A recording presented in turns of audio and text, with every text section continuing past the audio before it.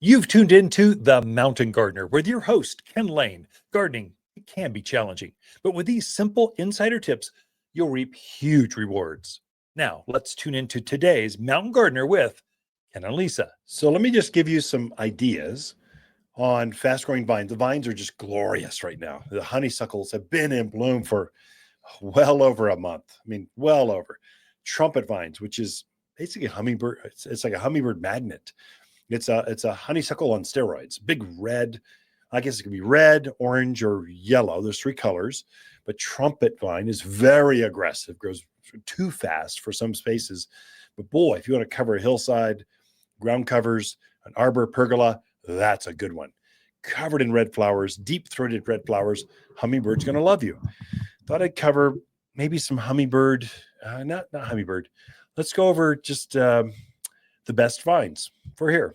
So number one seller, by far, no question, is Hall's honeysuckle. That's the one with the yellow flower. You can take the stamen out and suck on it. It's real sweet tasting. We use it for erosion control, for up hillsides, up fences, pergolas, arbors. It's beautiful. It's one of the few plants that blooms like that and is evergreen, mostly. If it gets a real cold winter, maybe it can lose some of its foliage. So semi evergreen. This last winter, solid evergreen. The reason it's number one seller is because you can grow it anywhere, up as your ground cover, up walls, wherever you want it. Driveways washing away, plant a honeysuckle. It'll just solid, just hold it right in place. It's a good one for that.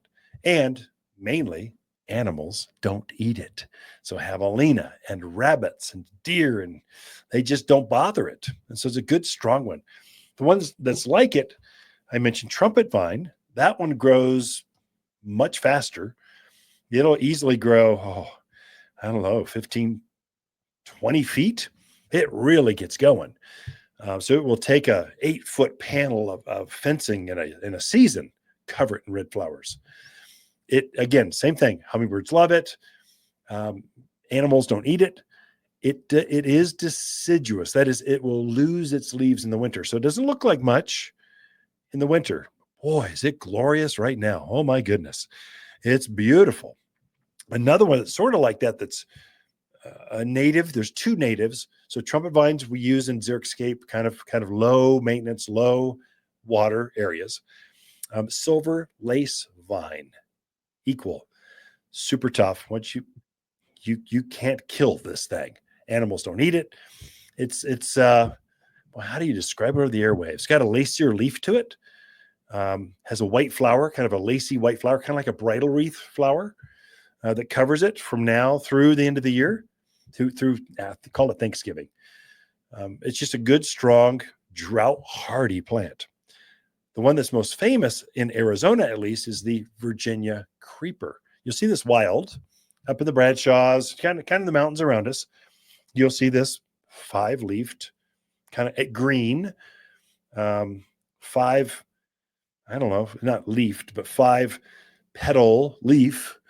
It doesn't really flower.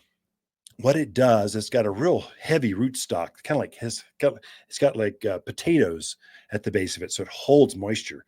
So this thing is super drought hardy. Its claim to fame is in the fall of the year, it turns bright fire engine red, and just really striking red. Good, strong. If you want, once you get established, I mean, don't care for it. It just grows by itself. It's that kind of vine, a true native. There's a whole bunch of, I started with honeysuckle. There's a whole bunch of different varieties of honeysuckle. I mentioned Hall's, number one, but honeysuckle as a whole, if you include all the varieties, is definitely the number one. Because there's so many colors, we break it up some. So there's lemonade, there's reds, there's yellows, there's whites, there's all types. And all of them are equally as hardy. The Hall's is more evergreeny. It's one that holds its foliage the best. The red is much more striking. I mean, whoa, that's red honeysuckle. That's pretty cool. Loses its leaves. My allergies are just going, something bloomed. Ragweed or something went off. It's not juniper. Something else is out there. Of course, I'm looking at my wildflowers from the studio. They're beautiful. I got roadrunners out there. Quail are out there. I mean, it's magical, but there's a mixture of everything out there, which is why all the wildlife's out there. But I kind of react to it every once in a while. Let me take a sip of soda here. Mm, mm, mm, mm, mm. So, vines, talking about vines. Of course, number one in the English garden are climbing roses. They're pretty easy to grow, really. They aren't as sophisticated. They're easier to grow than a hybrid tea rose or your long stem roses because you're letting them grow. You don't cut them back so hard. You might trim them back to their trellis or trim them back to the pergola or over the arbor, but that's about it. Their main thing is about fertilizing. It takes a lot of energy to get that cane to grow up. Here's the insider secret.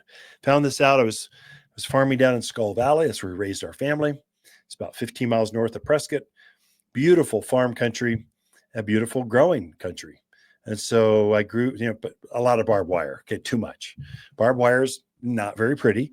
Unless you're a rancher, okay, take that back. Ranchers, barbed wire is a beautiful thing, but you kind of want to beautify it sometimes. And so I planted some climbing roses from the barn up to the house, down the barbed wire fence, and it was magnificent. Each one would grow maybe 8 feet in either direction. And here's the secret. They're going to put all their energy into those new tendrils coming out, those new rose canes.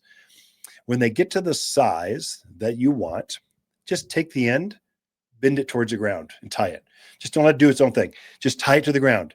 As soon as you do that, the entire top of that cane will load up with hundreds of flowers. It's literally amazing. So if you're going up and down a fence, that's a little insider tip I can give you, personal experience. And it works for more than just barbed wire fence. It worked for that block, chain link, whatever. And so for barbed wire, it's typically about 4 feet high. So I'd let it grow up about I don't know, head high or so, and then force it down either side of the chain link. I had a honeysuckle that way. I mean, it just had a smattering of stuff that was quite beautiful, stunning actually. And so you can do the same thing. And so that's an insider tip on roses. Now, clematis.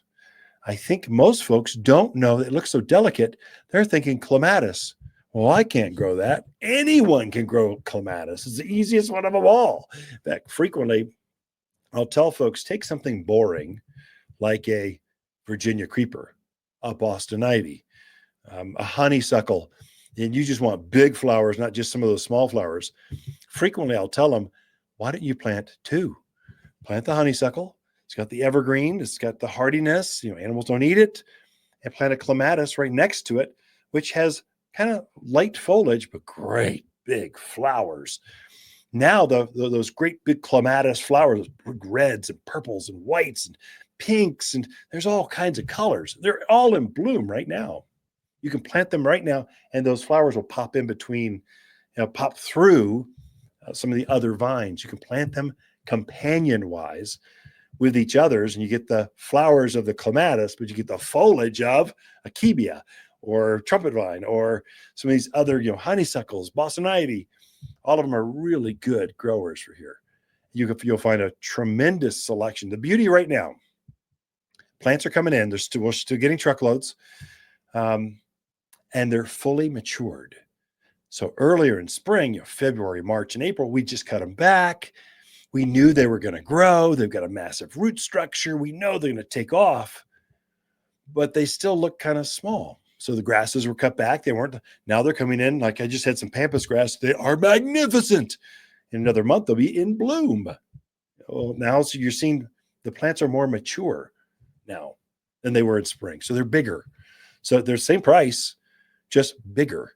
And you got more of that summer selection. So lots of honeysuckle, lots of trumpet vines, all three colors, lots of crepe myrtles, lots of hibiscus, lots of clematis, lots of colors to choose from. And they're all more mature than they were back in the spring. That's what it pays to shop your garden centers seasonally, not just spring, but Hit them also in the summer, in the fall, in the winter. You can see what they all look like in those seasons. Waters Garden companion plants for June are moonshine yarrow, silverberry, Hall's honeysuckle, and sunburst locust. Sunburst locust cheerfully shouts, "Hello, spring," with its glowing yellow leaves. As summer heats up, it settles down to a naturally cool green, only to turn gold again in the autumn.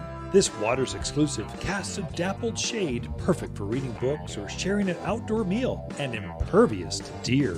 You'll find the coolest trees here at Waters Garden Center, 1815 Iron Springs Road in Prescott. For a more fruitful garden, increase success in the landscape that just feels better, then tune in daily to the Mountain Gardener podcast. Subscribe through your favorite podcast streamer or visit watersgardencenter.com. Better yet, visit me directly right here at Waters Garden Center. Thanks for tuning in.